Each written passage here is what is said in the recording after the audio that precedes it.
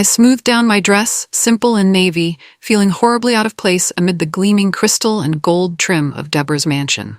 My mother-in-law's voice drifted in from the patio, welcoming the high society guests. "Welcome, everyone. A toast to family, trust, and legacy." Ethan caught my eye from across the room, smiling slightly but distant. I felt alone. Deborah lifted her champagne flute high, laughter rippling through the guests. Then, abruptly, silence. "My necklace." Deborah's voice sliced the air, shrill and piercing. She clutched an empty jewelry box dramatically. "It's gone." Heads turned. My heartbeat quickened. Deborah's gaze locked onto me like a missile. "Rachel," she accused, loudly enough for everyone to hear. "What did you do?" Gasps echoed around the room. Heat spread up my neck, cheeks burning hot. I opened my mouth, but no words came out. Everyone stared, judging, accusing, condemning. I didn't," I stammered, barely audible. Deborah took a dramatic step closer, towering over me. "My grandmother's heirloom vanished after you arrived. Strange coincidence, don't you think?" Murmurs rippled through the crowd, eyes narrowed, whispers spreading. Ethan's eyes met mine briefly, uncertain and confused. No defense. No help. I stood frozen, surrounded by whispers and betrayal, realizing for the first time just how alone I truly was. Hours later, my phone buzzed. A group text from Deborah lit up my screen, viciously polite. "I've talked with Rachel privately. Let's all give her space to reflect." Reflect? Panic surged. I hadn't confessed. There'd been no conversation. Then the texts came. My cousin Ella. Rachel stealing from family? Shameful. My heart sank. Ella had always been kind. Seconds later, my aunt blocked me. Friends unfriended me one by one, a cold, methodical exile. Voicemail notifications blinked. I pressed play, dreading what I'd hear. "You should be ashamed," came a distant cousin's voice. "Return it before police get involved." I threw my phone onto the bed, chest tight. I hadn't cried yet. I couldn't let myself. Not now. The door creaked open. Ethan hesitated in the doorway, eyes avoiding mine. "Ethan, you believe me, right?" My voice trembled, desperate for reassurance. He swallowed, looking away. "Rachel, maybe if you just apologize, this could end." His words cut deeper than any accusation. "You doubt me," I whispered, stunned. He didn't deny it, just left silently, closing the door softly behind him. My knees gave out and I sank to the floor, devastated. Late that night, after Ethan fell asleep, I crept downstairs. Ethan had installed hallway cameras weeks ago, after I'd complained about feeling unsafe. Now, those cameras felt like my last hope. I opened Ethan's laptop quietly, logging into the security system. Scanning through files quickly, my heart dropped. Today's footage was gone. Deleted manually at 3:47 p.m., exactly when Deborah's necklace vanished. The deletion needed admin access, someone inside the house. My blood ran cold. Ethan shifted behind me, making me jump. "Rachel," he whispered, confused and groggy. "What are you doing?" I pointed to the empty folder, hands shaking. "The footage. It's gone, Ethan. Someone erased it." He leaned closer, his face paling. "I don't know. Maybe a glitch?" "It wasn't a glitch," I snapped, voice cracking. "Someone here did this." He stared silently at the screen, jaw clenched. "It wasn't me, Rachel." I desperately wanted to trust him, but doubt had already crept in, poisoning everything. I closed the laptop quietly, dread seeping deeper. Whoever deleted that footage was determined to make me look guilty, and powerful enough to succeed. In the days following, Ethan barely spoke. At dinner, Deborah's eyes glittered triumphantly, while Vivian, Ethan's sister, openly smirked. "You know, Rachel," Vivian said, sipping wine, "it's not the first time an outsider's gotten greedy." My fork dropped loudly onto the plate. "What do you mean?" "Oh, nothing." Vivian shrugged casually, eyes bright with malice. "Just interesting history repeating itself." My heart twisted. Ethan stayed silent, gaze fixed on his plate, refusing to look at me. That night, I confronted him directly. "Ethan, talk to me. You know I'm innocent." He rubbed his forehead tiredly. "Maybe, just say you made a mistake. Mom might let it go." "A mistake?" The word stung. He'd never sounded more distant. "Do you actually think I stole from your mother?" He hesitated, eyes tortured. His silence spoke louder than any words. I stepped back, betrayal filling my chest. Ethan couldn't even look me in the eye. He was choosing silence, choosing peace, choosing his mother over truth. That's when I realized it wasn't just my marriage on the line. Someone was manipulating Ethan too. If I didn't uncover who, I'd lose everything. And that wasn't an option. Sleep wouldn't come, so I slipped quietly downstairs for tea. but voices drifted through the cracked patio door, pulling me closer. "It was never really about the necklace," Deborah said smoothly, glass clinking as she set it down. "It's about respect. She simply doesn't belong."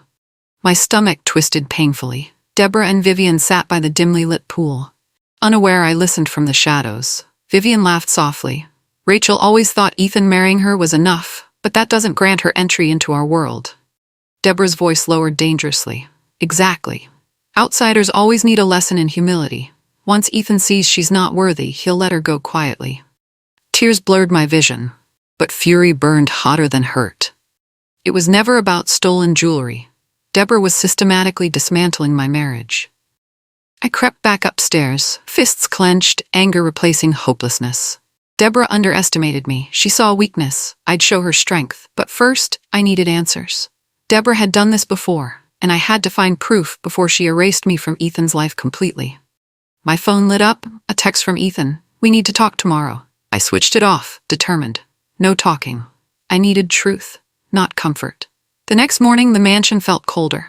Ethan left early, avoiding eye contact. Determined, I headed toward the kitchen for coffee, but Delilah, the older housekeeper, stopped me gently by the staircase. "Rachel," she whispered urgently, glancing around nervously, "you're not the first." "What?" I froze, pulse racing. "The first what?" She hesitated, eyes fearful, but resolute. "Deborah's done this before. Ethan was engaged years ago, lovely girl named Sophie. Deborah accused her of stealing heirloom earrings. She vanished overnight." My heart slammed. "Ethan never mentioned Sophie. What happened to her?" "No one knows," Delilah murmured softly, "but Deborah got exactly what she wanted. Sophie was erased. Deborah doesn't tolerate outsiders." I gripped the railing, the implications spinning wildly in my head. This wasn't random. It was a calculated family tradition. Delilah touched my arm, voice trembling slightly. "Be careful, Rachel. Deborah stops at nothing." Before I could respond, footsteps echoed behind us. Delilah quickly hurried away, leaving me shaken. Vivian appeared at the top of the stairs, smirking knowingly. "Secrets don't stay hidden here, Rachel," she taunted. "Neither do lies." I snapped back, holding her gaze fiercely. Her smile faltered briefly. She expected fear, but I wouldn't give it. I was going to find Sophie and end this cycle. Days passed, tension thickening the air. While vacuuming the guest room, trying to stay busy, I noticed something glint beneath the couch. Kneeling down, my breath caught a delicate gold earring. I examined it carefully.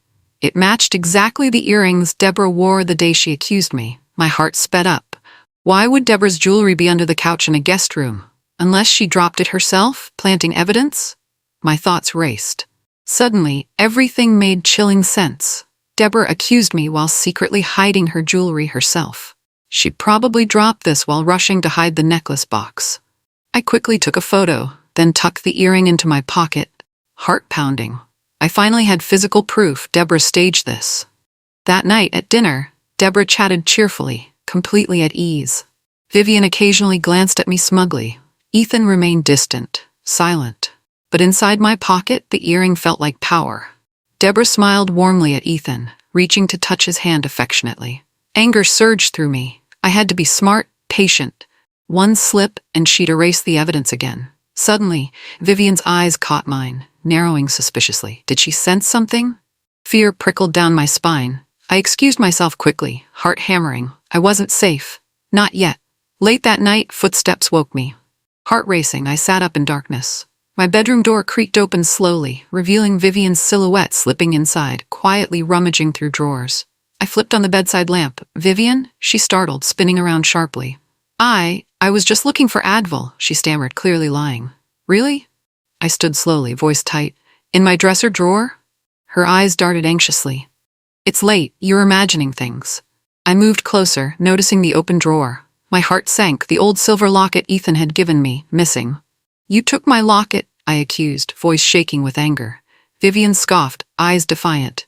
"Maybe you lost it. Careless seems to run in your family." Her words burned deep. I stepped even closer, voice low and dangerous. "I know exactly who's careless, like your mother, dropping her own jewelry while framing me." Vivian paled slightly, clearly shaken.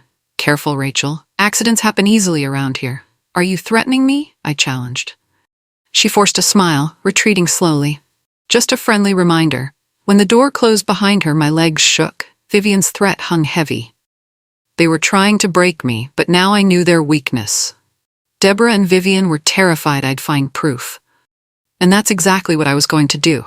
I couldn't fight Deborah and Vivian alone. So the next day, I met Maya, my college friend, at a quiet cafe downtown. "I know a private investigator," Maya whispered, sliding a card discreetly across the table. "He's discreet and thorough." My fingers brushed the edge of the card, hope flickering in my chest. "Can he handle something this complicated?" Maya smiled softly, squeezing my hand. "He's good, Rachel. He'll find whatever you need." 2 days later, the investigator, Owen, sat across from me at the park bench. His eyes were sharp, focused. "Tell me everything," he said quietly. Piece by piece, I laid it out. The accusations, the deleted footage, Sophie's disappearance. He listened intently, taking meticulous notes. "Rachel," Owen finally said, leaning forward, "this isn't a simple framing, it's calculated sabotage. Deborah's careful, but everyone slips eventually." My heart lifted slightly. Finally, someone believed me. Owen handed me a small notebook. "Document everything. Every threat, every incident. We build quietly, carefully, until she can't escape." That night, alone in the guest room, I began writing every detail, knowing each word could save or destroy my marriage. Deborah underestimated how determined I was. She'd regret it soon enough. The following afternoon, Owen texted urgently, "We need to meet immediately." Minutes later, in a quiet corner of the library, Owen's laptop glowed with grainy doorbell footage. My breath hitched. Deborah's figure clearly appeared, exiting the mansion at exactly 2 a.m. after the brunch, clutching the jewelry box she'd accused me of stealing. "Proof," Owen said softly, eyes locked on mine. "Time-stamped and undeniable." Relief flooded me, mixed with searing anger. "We finally have something real." Owen nodded gravely. "Yes, but tread carefully. Deborah is dangerous when cornered." I took a deep breath, calming my racing thoughts. "What now?" "We find a way to get her to confess publicly, or we expose her ourselves," Owen replied. "But first, collect as much evidence as possible. Leave nothing to chance." I left the library, adrenaline surging through me. Deborah thought she had won, but the tables were turning. Ethan would soon see his mother's true colors. But as I entered the mansion, Vivian's cold gaze followed me suspiciously. Somehow, she sensed something had changed. I'd have to move quickly. Late that evening, searching for an old painting Deborah requested, I descended into the mansion's cold basement. Something about being alone here unsettled me deeply. My eyes caught a small, locked cabinet, hidden beneath dusty sheets. Curiosity burned, heart quickening as I pried it open gently. Inside, neatly stacked, were faded photographs, antique jewelry, and a burner phone. Hands shaking, I turned the phone on, opening a series of anonymous messages. "She doesn't fit the Whitmore name. Keep her out. Whatever it takes." I flipped through the photos. Sophie's smiling face appeared repeatedly. She'd been here, once loved, then erased. Suddenly, footsteps sounded above me, sharp and quick. Panic surged. I hid the burner phone in my pocket, slammed the cabinet shut, and raced upstairs quietly, heart hammering. Deborah stood at the basement doorway, eyes narrowed suspiciously. "Find anything interesting, Rachel?" "No," I replied calmly, heart pounding painfully. "Just old boxes." Her eyes studied me coldly, clearly skeptical. "Careful where you dig," she warned softly. "Some things should stay buried." I forced a neutral smile, slipping past her. But inside, I knew Deborah was scared, and hiding much more than jewelry. 2 days later, I paused near Deborah's study, hearing hushed, anxious whispers. "Why are you deleting messages, Mom?" Ethan's voice sounded tense. Deborah's reply came hurriedly. "Just clearing old messages." "You're paranoid." Something shifted in Ethan's voice, a cautious edge. "Are you hiding something?" Deborah laughed lightly, deflecting. "Don't be ridiculous, Ethan." My heart pounded. Ethan was finally seeing cracks in his mother's perfect facade.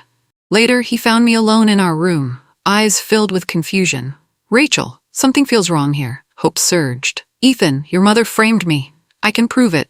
Pain flashed across his face. "I want to trust you, but—" "Please," I begged softly, "just let me show you." Before he answered, Vivian interrupted sharply from the doorway. "Ethan, Mom needs you." Ethan hesitated, torn, before following her silently. Vivian smiled darkly at me, eyes triumphant. "Nice try, Rachel, but Ethan knows where he belongs." As the door shut, fury rose within me. Deborah had nearly lost Ethan's trust once. She'd lose it completely when he finally saw the truth. And I intended to make sure he did. I woke to my phone buzzing at dawn, a text from an unknown number. "Drop it, Rachel, or you'll regret it." My stomach knotted instantly. Deborah knew I was getting closer. She'd moved from framing to threats. Minutes later, Ethan burst into the room, eyes wide with shock. "Rachel, your car. The tires are slashed."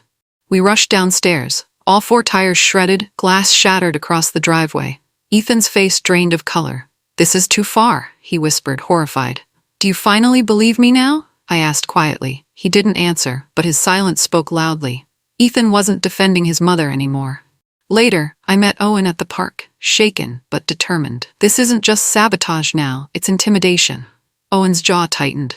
"They're desperate. We're close to exposing them. Watch your back carefully." That night, I hardly slept, expecting another threat at every sound. Deborah wasn't giving up, but neither was I. She'd made this personal. Now I wouldn't stop until she faced justice. The next evening at Deborah's weekly dinner, Uncle Mike approached me quietly. His expression was troubled. "Rachel, can we talk privately?" Outside in the garden, Mike took a deep breath. "Deborah did this to me too, years ago." My heart skipped. "What happened?" "She framed my fiancé for embezzlement, cost me everything, my reputation, my relationship, gone overnight." Pain clouded his eyes, deep and lingering. "Why didn't you say anything sooner?" I asked, voice barely above a whisper. "Fear," he admitted heavily. "Deborah is powerful, ruthless. I kept quiet to protect myself. But seeing her target you now, I can't stay silent." Relief flooded me.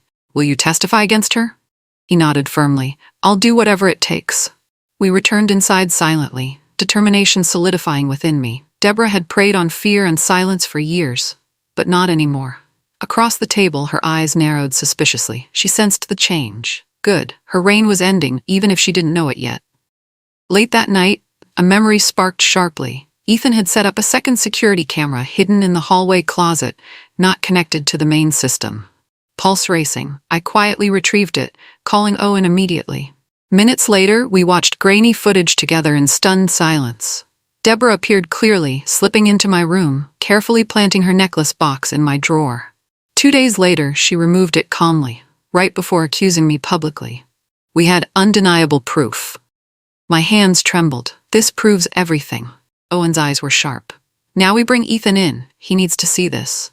My stomach twisted. Would Ethan finally accept the truth about his mother? I hid the camera securely, heart pounding.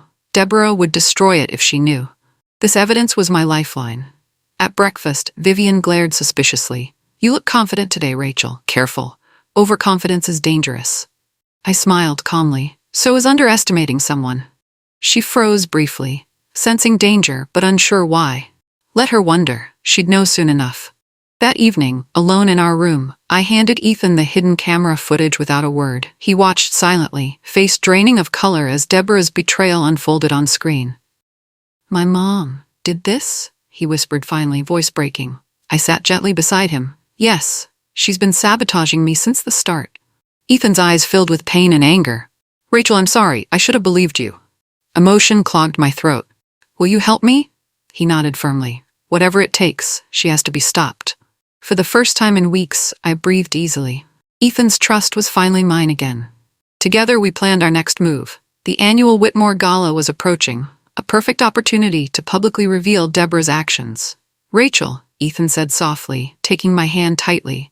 "No more secrets between us, ever again." I squeezed his hand, relieved. Deborah had tried tearing us apart, but her lies had only brought us closer. Now, she'd finally face the consequences of her cruelty. Ethan and I spent days quietly preparing. We carefully compiled evidence, placing copies onto tiny USB drives. Owen arranged for Uncle Mike to speak publicly at the gala, ready to expose Deborah's past. My pulse quickened every time Deborah smiled confidently at dinner, unaware of what awaited. Ethan held my hand under the table, steadying me. We were finally united, ready to end this nightmare. "Deborah suspects nothing."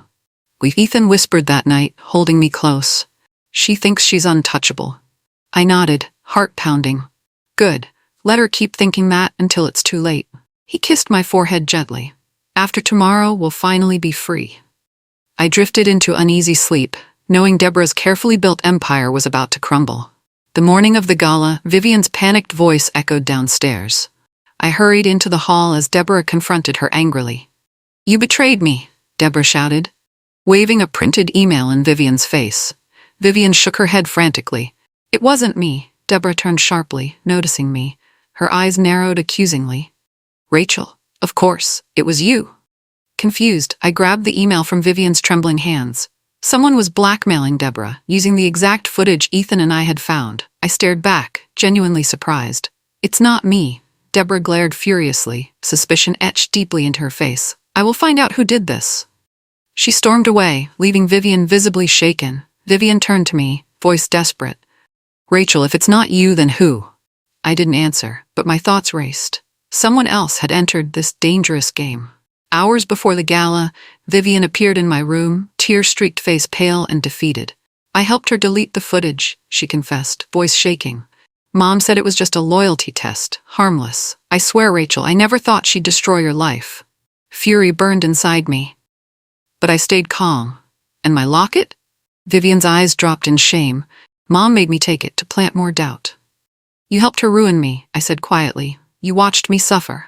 She collapsed onto the bed, sobbing. "Please don't go public tonight, Rachel. Give me a chance."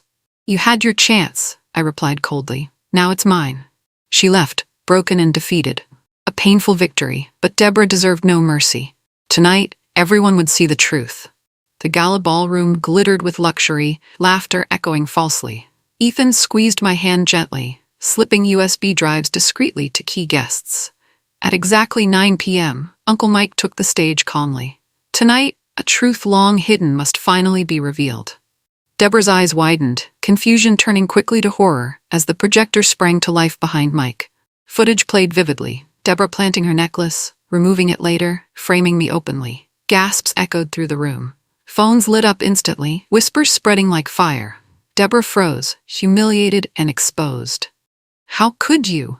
Ethan demanded, voice raw with betrayal. Deborah's facade shattered completely. She stared blankly, silent as her legacy collapsed in public view. Vivian turned away, ashamed. Deborah had finally lost control, destroyed by her own web of lies. Deborah rushed the stage, grabbing the microphone desperately. "Rachel leaked confidential family documents," she shrieked, pointing directly at me. "She's the real traitor." The room fell silent again. Deborah waved papers wildly, eyes blazing. My chest tightened. Another trap? But Owen calmly stepped forward, voice steady. "Actually, we traced those leaks to Vivian's computer. Time-stamped and documented. Rachel had nothing to do with it." Vivian gasped sharply, stunned. Deborah's hands trembled, disbelief washing over her face. She stumbled backward, losing grip on the mic. I felt Ethan's arm wrap protectively around me as Deborah's last effort crumbled. Her lies had finally caught up to her. There was no escape left. Security gently escorted Deborah off stage. The room buzzed with disbelief. The Whitmore name was forever tarnished, but at least the truth was clear. By morning, media headlines exploded. Whitmore matriarch framed daughter-in-law, misused foundation funds. Reporters swarmed outside the mansion gates, shouting questions. Deborah hid inside, reputation shattered beyond repair. Vivian vanished, ashamed and silent. Messages poured into my phone, apologies from relatives, old friends reconnecting, support from strangers. Overnight, I became the face of standing strong against injustice. Ethan sat quietly beside me, watching news coverage, sorrow shadowing his face. "She destroyed everything," he murmured, eyes hollow. "No," I whispered, taking his hand tightly. "She didn't destroy us." He nodded slowly, determination returning. Deborah's poison had weakened, but not killed, the family. Ethan was finally free, and so was I. We'd rebuild, without her shadow looming over us. 2 days later, Ethan faced a crowd of reporters outside the foundation headquarters. Cameras flashed relentlessly, but his voice remained firm. Effective immediately, I resigned from the Whitmore Foundation. I won't remain associated with corruption, or with my mother's cruelty. His eyes found mine, resolute. My wife suffered silently because I failed to support her. No longer. From now on, my loyalty lies only with Rachel. Questions erupted, but Ethan ignored them, stepping down calmly from the podium. He approached me, pulling me close. "I should have done this sooner," he whispered softly. "You did it now," I replied gently. "That's what matters." He squeezed my hand tightly, and together, we walked away, finally free from Deborah's grip. A month later, Ethan and I unpacked boxes in our cozy, modest apartment. No mansion, No servants, just peace. Ethan returned happily to teaching, smiling more than ever before. Without Deborah controlling our every move, he blossomed. I began writing, a simple blog to support others facing family abuse. Messages flooded in, people grateful to share their own hidden struggles. Deborah's cruelty had sparked something good. One evening, Ethan wrapped his arms around me, smiling gently. I never thought we could be this happy. Me neither, I replied honestly, smiling back. The past still hurt, but here, in this simple, loving home, healing finally began. Deborah's darkness was far behind us, replaced by our newfound freedom. Early one quiet morning, I held an ultrasound picture in trembling fingers. 12 weeks pregnant, our family was finally beginning. Ethan's eyes filled with joyful tears when I told him. "We'll be better parents," he vowed softly, holding me close. "Our child won't know cruelty like that." Yet one secret I kept quietly to myself. Weeks earlier, Deborah had spotted my prenatal vitamins hidden in my drawer. Her ruthless campaign against me began shortly after, intent not just on removing me but my unborn child as well. She'd never wanted my baby inheriting the Whitmore legacy. I placed a gentle hand over my stomach, fiercely protective. Deborah's hatred had nearly destroyed us, but it had failed completely. Our child would carry our strength, not Deborah's poison. And that would be the sweetest justice of all.